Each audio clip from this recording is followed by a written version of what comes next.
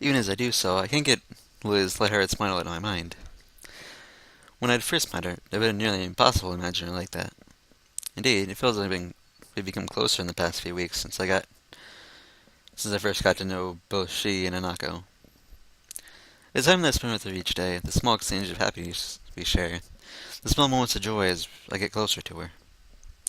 I'm far from certain, but I don't think they're just the normal feelings of friendship. When I returned to my room, I sorted out my groceries and beginning getting ready for the night.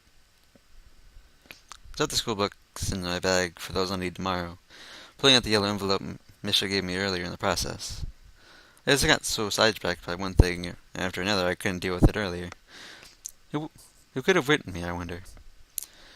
The name kneeling door in the back of the envelope freezes my tracks. It's been so long since I've seen her writing, there's little chance I could identify it as hers otherwise. Hisao, you don't want to read this. This is going to make you all depressed and kind of sad.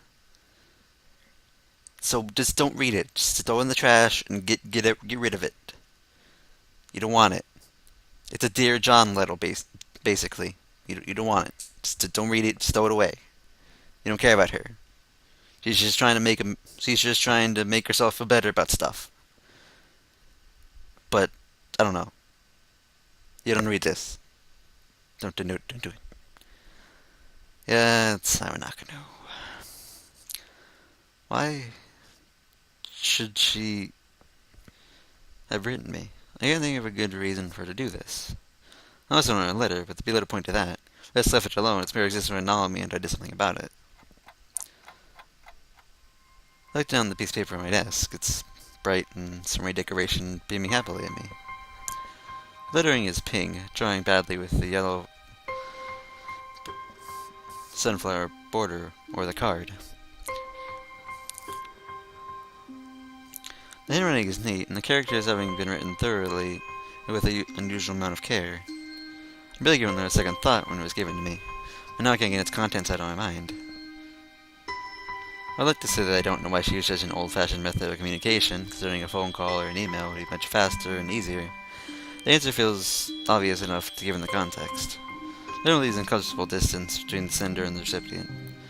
Unlike our phone, it doesn't require that you guys in common conversation, and unlike email, there's little expectation of immediate reply. The only choice is the third year seeming to be anxious about the final exams, and it's so weird to think we're already seniors, isn't it? It's just small talk. Small talk that could have been achieved by simply replying to any of the messages I sent her while in the hospital. The ending, though, was the jewelry when she sent this. The last couple of lines that I almost had the afterthought. I wonder if we'll meet again. Perhaps it's best if we don't. Statement that would hurt, that should hurt. I always heard breakups were nasty stuff, but it feels like this is real reaffirmation of what we both already knew instead. It's a receding text, no more than small talk that makes me feel the most uneasy. I can't figure out why. No matter how long I sit here and look down this bright and summery piece of paper. If you'd like to correspond with me, by all means write me back. It's fairly obvious it's not the type of letter to be replied to. In the end, this letter is no more a simple education of responsibility, a final statement to reassure herself that our relationship is over.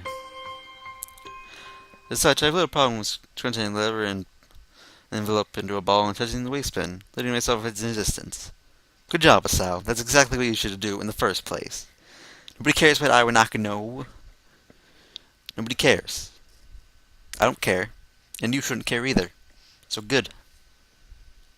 Good.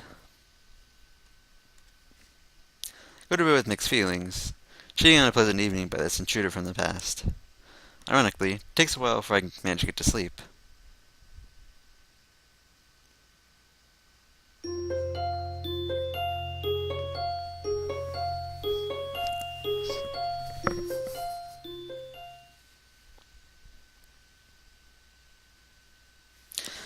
I, I, fret, like, I sweat profusely, awaiting the dreaded moment. Each tick of the clock extends my muscles that much more, every minute making my hair stand on end. It's coming for me. I can feel it. Death. Death in the form of a single sheet of paper. Take a small pile of papers from the student in front of me, pass it backwards after plucking out the top piece. Looking at the top right of the page, I found my feels realized when that small red circle. 43. Hanging my head and sigh in resignation. Cursing under my breath, I can feel the aura of a similar statement rising from the entire class. It's strange, but the fact that Liz was moved by a minuscule amount. Usually love company, I suppose. The teacher opened his mouth. The room braced for the unlimited onslaught. Only to be saved at the last minute. We moved to collect their bags and leave for lunch post haste, but the teacher delivers a parting broadside. Resistance class scores tomorrow next lesson. Needs to say there will be some discussion to be had. This is grown right in these sounds from the class. Now reduced to shuffling out dejectedly. Pushes the sheet in my bag as I walk around the hall, crumbling in the process. It's not that the children let it at my desk yesterday, and now this. I hate English. Hisao. I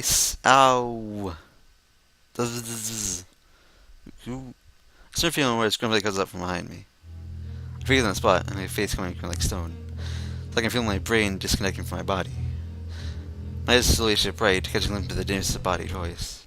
Nothing? He's gonna slip as time passes. I decided to risk turning my head. Ever so slowly I twisted to the... Gah! Jumped into the air and dropped my bag, yelling out in surprise. The curve of my pose, I turned to see... I should have known. Emmy. Emmy, what do you want? It's been ever since I've seen you. Like, you ran into me... like twice, and then I never saw you again. Gotcha, Hisao. She stands there with a mysterious grin on her face, hands forward and fingers pointing inwards. She's the one who jabbed my ribs with her fingers. Looked down at her with her grimace, rubbing my hair in frustration. That's one way to greet someone, you know. You know, sense of humor. Learn my sense of humor in English / play the teacher if you wanted to give him back to me. Pose your best puppy dog eyes on me as she pouts. Please manage to build up my resistance to the tactic, but any short stature adds enough to the effect to make me resilient. So, how are things? I haven't seen you around in a while. Literally, because it's true. I haven't. In both senses. Same old, same old. I run so fast, no one wants me joining my winning runs. It's a real pain. Honestly, never fails to amuse me. Although... Uh-oh. You know what I'm thinking, don't you, Hisao? Wearing my emotions on my sleeve is one of the worst habits. They see right through me. Fortunately, I see someone else approaching us to give me an out. Oh, hi, Hanako. Hanako, help me! Help me!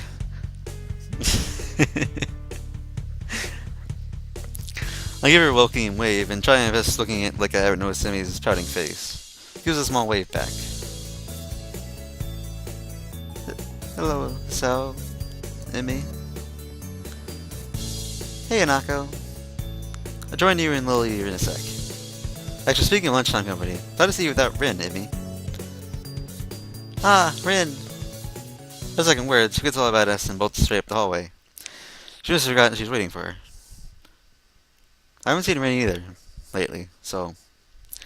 I'm not going to stand speechless, able to only helplessly stand and watch this ball of seemingly boundless energy dash off. Oh yeah, Hisao. She suddenly stopped herself just for vanishing around the corner of the rooftop staircase, turning around to meet our amused faces. I hate English too. With that, she disappears. Going to hang her head and get a long sigh. Throw left in the dust. I hear a short girl coming behind me. I turn to see Hanako smiling at the corner of my attacker rounded. I get my dry bag from the floor and quickly dust it off. Afternoon. Been busy? You don't like English? Oh, nah. I had tested on a while back, and Emmy caught me brooding about the results. Ah, sorry. She averts her gaze, get real on her face. Goes over and thinks I sexually admire your dead relative. No, it's not your fault. How are you doing in it? Is that why you looked away guilty because you did good? She looks up, although still avoids meeting my eyes. Alright, I suppose. No concern passes. They'll seem to comment around Hanako. Oh, Lily asked if you'd like to join us for lunch on the roof.